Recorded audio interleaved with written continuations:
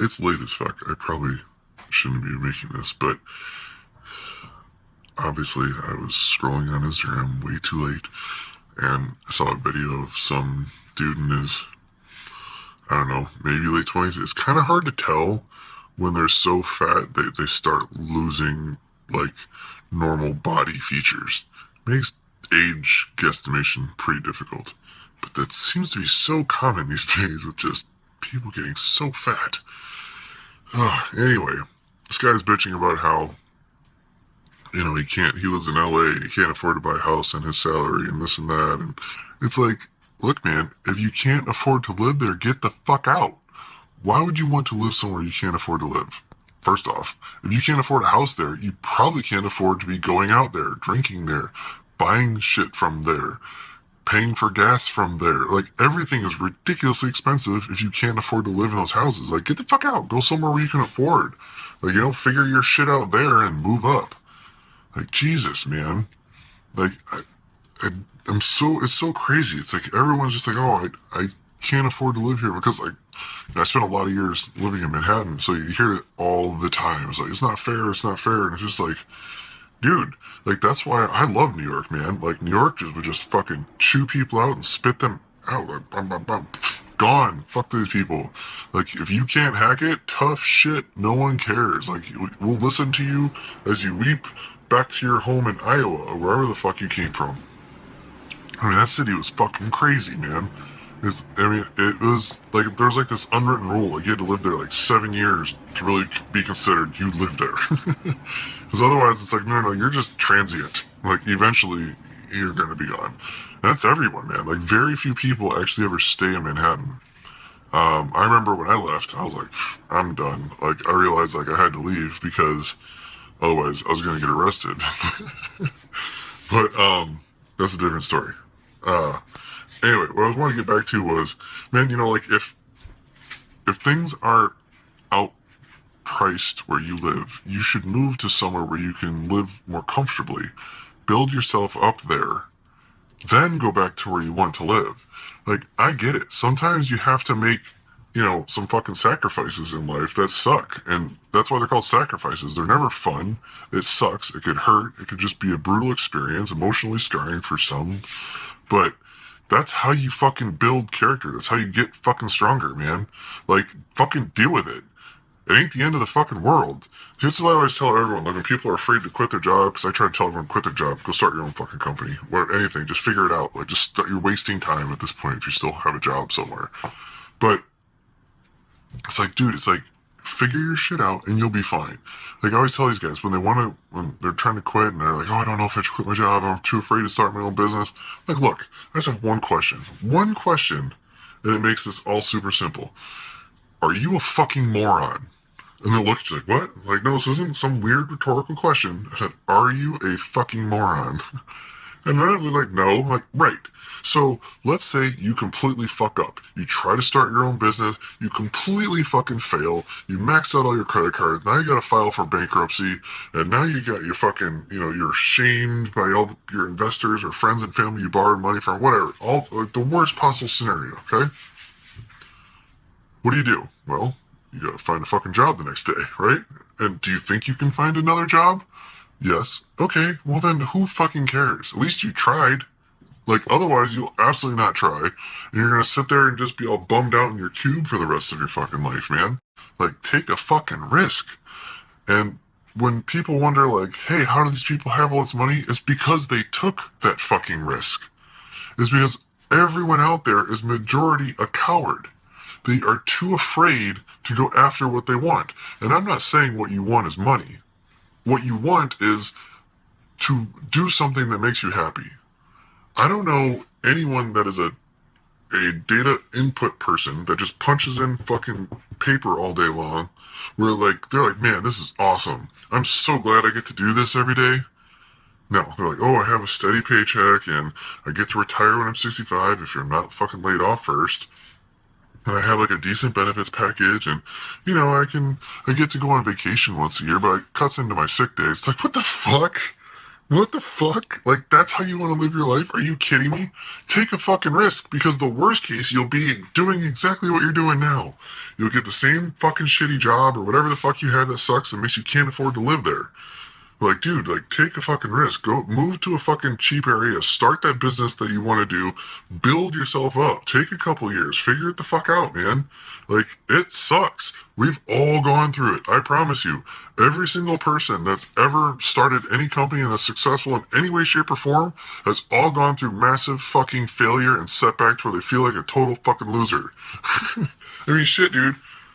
Perfect example. Was it about 6 years ago now? Wow, we're in September. 6 years ago, Hurricane Maria fucked up Puerto Rico. So I wound up losing my house, my business, my family. I got them literally off the island on the last fucking flight off the island. I have a video of me watching the plane from the fucking top of the parking garage pull from the gate to ensure it took off because I wanted to make sure they were gone. The last plane.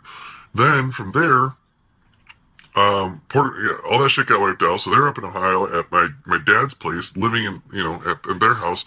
Now, I wind up losing the business there. I wound up having no other source of income because I canceled all my other income to focus completely on the business I was doing down there. And then that got pulled. I get back to the States, find out, well, first off, when there's a hurricane, you don't just get back to the States, right? You fucking no communication. There ain't fucking flights for days. Like, yeah, I think I was down there for about 9-10 days before I could get off the island. Anyway, I get back and go say, hey, what's up? I'm alive, by the way, because no one can reach you down there. And they're freaking the fuck out because when they see the media up here, they're like, ah! Which was total horseshit, by the way. Everything that the media was saying that happened down in Puerto Rico during Maria, complete fucking horseshit. I'll tell you about that shit in a different day. But anyway, so now I'm in a position to where I have no source of income. The whole business I spent the last 3 years building and dedicating my life to, fucking gone. Everything I have down in Puerto Rico fucking wiped out. I'm living in my dad's fucking basement. I have about 20 grand in debt. And I'm like, holy fuck, because guess what? While you were in Puerto Rico and no one could reach you, your bank was trying to reach you to say, hey, we need to verify you're not a bearer bond corporation. And because you didn't get back to us in time, we've frozen your account. So now I can't cash any checks. I can't get to the money that I did have in the bank to do anything. I was fucked. But thankfully, I'm that crazy prepper guy because, that'll never happen. I had some fucking 3 or 4 gold Cougarans that I bought when I did have money earlier, stashed away as an investment long term. Had those. I cashed those things out. That's how I was able to pay for food for my kids. That's how I was able to buy airplane tickets to go to job interviews. So, that shit fucking paid off. But yeah, man, I was down with, I have a screenshot somewhere where it showed like $2.36 in my bank account, had like 20 grand due to Amex, no income, all my banking shit has been frozen, so I couldn't even, it was like 3 or 4 weeks, I think, I had no access to any money of any kind. And then, yeah, no job, no nothing, and living in my dad's basement. Oh, and that's also when I decided I'm going to go through a divorce and a custody battle. So I did all of that all at the same time. So life can suck at sometimes, man. But you know what? I can tell you this. I am happily married right now. I love my kids. I love where we're at now. I have the most amazing family. We're doing well now. And it only took not even 5 years to get here. I would say it took maybe 2 years of rebuilding and then 3 years to be comfortable. So, dude, sometimes you gotta go backwards and make some serious sacrifices no matter what. It's like you lost your job. Hurricane wiped out your fucking island and all your business.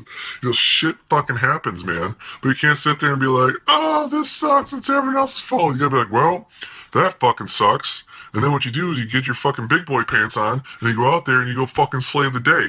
You fucking make that shit happen because you have to. You don't have a fucking choice, man. Grow the fuck up. Life sucks sometimes. But you know what? When you get through that shit, you're a fucking harder person. And when you're done, the shit that you can do after that is monumental. Because the biggest thing is just overcoming your own personal psyche, man. It's not like you just gleaned all this crazy information. It's more like you've been hardened. Your brain has figured out, oh man, I can go through some crazy fucking shit and come out the other side okay. It's like, maybe I should up the crazy shit that I'm doing. And that's kind of how you grow, is your brain just says, oh, that wasn't that bad. I was able to recover from that. Let's see what other dumb shit I can get into. And then you go and you repeat the process over and over. And eventually, hopefully, you just, somehow, I guess that'd be an interesting way to say you fail forward, right? But obviously, you don't want to try to fail. But that's what I'm saying, man. It's like, dude, if you can't afford where you live, that's more than about you not being able to afford the rent. You cannot afford the lifestyle you're trying to give yourself. Stop fucking living paycheck to paycheck and going into debt. Fucking eat shit for a little bit. Get out of debt. The first thing you can do is get out of debt. Holy shit. Will life be fucking monumental for you after that point? Because then you're really free, and you really don't understand that until you have no debt. So just focus on it. Make sacrifices. Eat fucking ramen for a fucking year if you have to. Whatever. We've all been to college. We've all done that dumb shit, right? You can do it. To me, that's the only thing college taught me was, fuck, I don't learn shit in school. And what I did learn was, man, I can get through some hard fucking times and I can figure it out. It's like, I got $5 to stretch for food for a week. How are you going to make this happen? Well, you learn how to schmooze with the people that make the food. You know how to learn how to barter to get people's fucking meal ticket shit, right? Like, you learn real life shit. And that's what I think a lot of people are lacking these days, because they're staying too long with home with their parents and shit when they're growing up. Or it's like, oh, we're all going to, like, I don't know, man. It's like this whole fucking thing is just, everyone's become such a fucking pussy. It's like, Jesus. It's like, you know what? I still firmly believe the best way to fix everything that's going on right now is, like, more people just need to be punched in the face. That's it. Because people say a lot of dumb shit right now. And back in, like, real world times, you say dumb shit, you get hit in the face. You get hit in the face, you go, oh shit, I shouldn't say that dumb shit. And you're like, yeah, no fucking shit, you dumbass. And then the world goes on. But also, you're not shooting and stabbing each other either. It was very simple. You do dumb shit, you smacked in the mouth, you realize, I did dumb shit, that was fucking stupid. And that's like how the world keeps balance. You know what I'm saying? So, like, that's what we need. We need probably a little more weed, a little more punching in the face, and then eventually it will balance itself out, and then there's no more punching in the face. Everyone just kind of fucking chill, because everyone realized, oh yeah, that's why we don't do that dumb shit. It's just been so long of gaps, like generational, of just not punching people in the face, that everyone's forgotten. Like, we know, I guarantee you, if you grew up in the 80s, you absolutely know what it's like to get punched in the face. Everyone, every single person. Even if it's inadvertent, right? Bam. Fuck. You're like, oh. Well, no, that was my fault. I realized what I did wrong there. That shit sticks with you. And we're not doing that with our kids. We're protecting the shit out of them. It's like, no. It's like, man, sometimes they gotta get hurt to fucking learn. That's it. See you around. Later.